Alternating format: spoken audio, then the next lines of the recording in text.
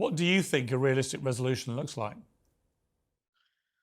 I think it's a multifaceted thing, but I would say that it has to be some kind of two-state solution, and both sides need to be willing to negotiate for peace. And this is the hard one: both sides probably need to be willing to sacrifice a little bit for peace. That means that not every Palestinian is going to be happy with the final resolution. It means that Abbas might have to suffer, even more loss of his popularity, or whatever Palestinian leader rises might have to suffer more loss of popularity. It might mean on the Israeli side, similar to Begin or Rabin, negotiators for peace in the past, you might have to pay a political price for being a negotiator for peace, because sometimes the Israeli people or your Knesset doesn't always support you when you're negotiating peace against either Arab states or Palestinians. But the leadership has to be there, that has to be willing to suffer a setback or some loss initially for the peace agreement. And then both people need to have some kind of tolerance to say, hey, listen, we might not get everything we want on the old city. That applies to Jews and Muslims, or that applies to Israelis and Palestinians. Or, hey, we might have to do a lot of land swaps in the West Bank. Hey,